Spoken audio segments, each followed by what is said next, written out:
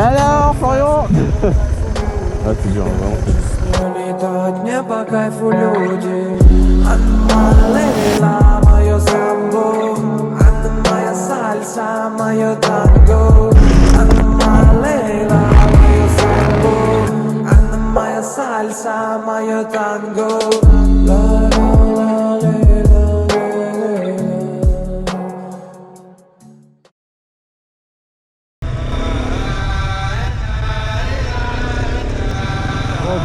Oh, vous puez. Sans dire que le gros. C'est une route. Je ne vais pas dire qu'elle est belle, mais. C'est pas très bien. La route s'arrête. Et quand même. Aujourd'hui, on se retrouve pour notre dernière journée avant de passer la frontière bosniaque. En résumé, ces 5 jours au Monténégro ont été vraiment des paysans. Le paysage, l'ambiance, le fait de ne rencontrer personne sur les pistes, des maisons uniquement tous les 10 km, c'était vraiment impressionnant.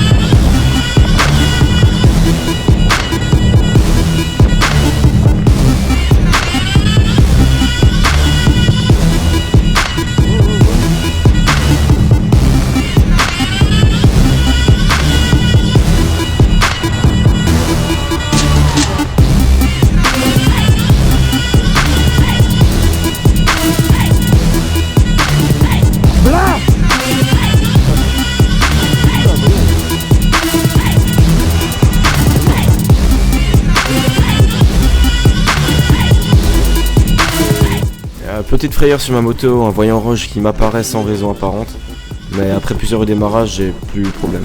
Une fois de plus, plus de peur que de mal.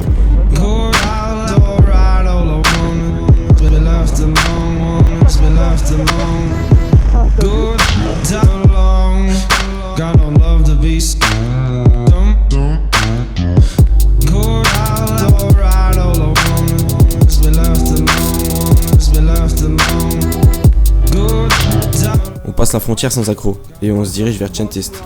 Après 1 heure de recherche, on ne trouve pas d'endroit pour poser les tentes. On devrait se diriger à l'opposé de notre direction, à savoir environ 45 minutes de route pour pouvoir trouver quelque chose. Néanmoins, ça nous pénaliserait trop pour la prochaine journée.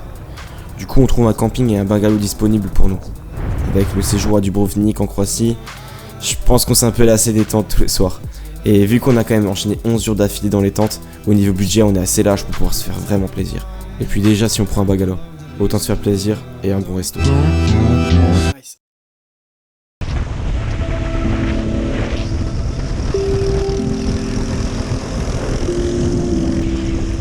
Nouveau jour, nouveau départ. 1h30 de route pour arriver sur les premières pistes bosniaques. Au début, on avait des parties vraiment roulantes. Et puis ensuite, on a eu pas mal de forêts. Pas mal de forêts avec des montées et encore des cailloux. C'était assez chiant, mais ça passait bien. Alors, un petit clin d'œil à Florian qui en a vraiment chié à la fin. Respect à lui parce qu'avec sa moto, franchement, il a du mérite.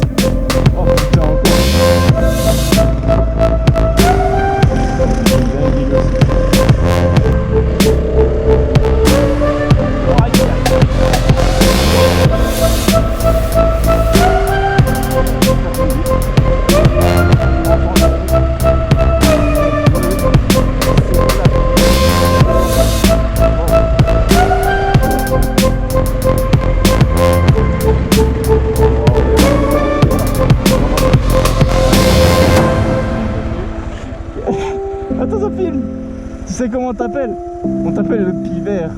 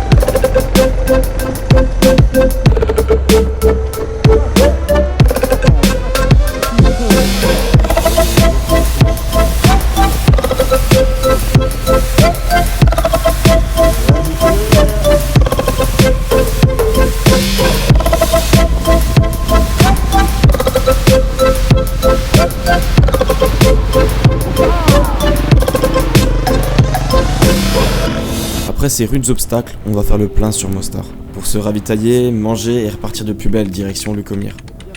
On a beaucoup de route pour y arriver, environ 2h30. Du coup, on se réserve la visite du village pour le lendemain matin.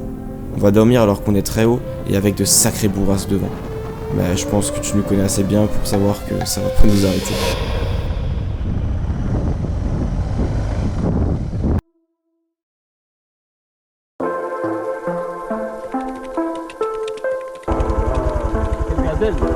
Une véritable gazelle.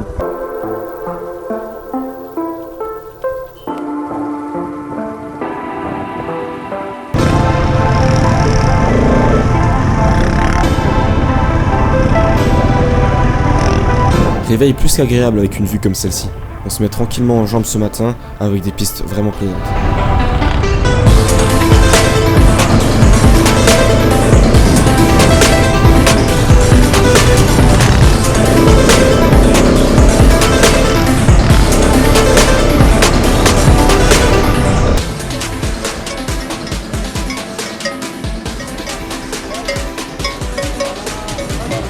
Toboggan.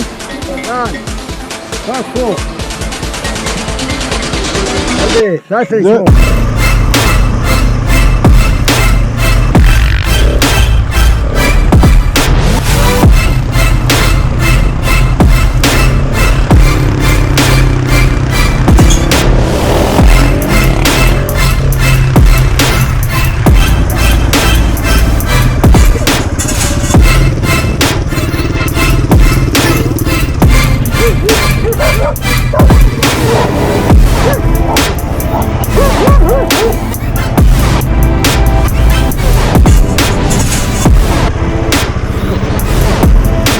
L'enduro, ça fait pas de mal. Je ne sais personne. Cette année,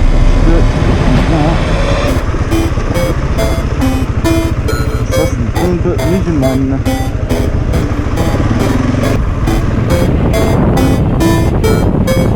Je valide un nombre exact de 41 habitants. Après s'être fait chasser par un chien peu commode, on finit le tour de la ville. Un petit café, un petit encas et on part.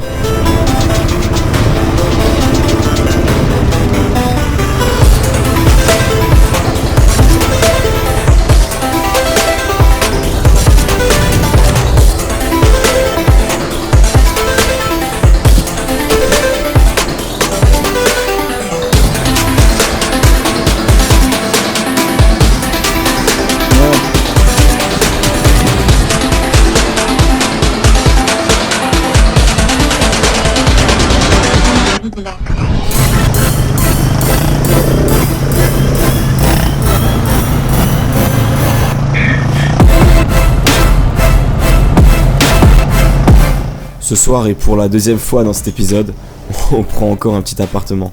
Mais cette fois-ci on est sur Sarajevo. On y dépose nos affaires à 14h et on va se balader dans les hauteurs avec la bien connue piste de bobsleigh désaffectée depuis les années 90.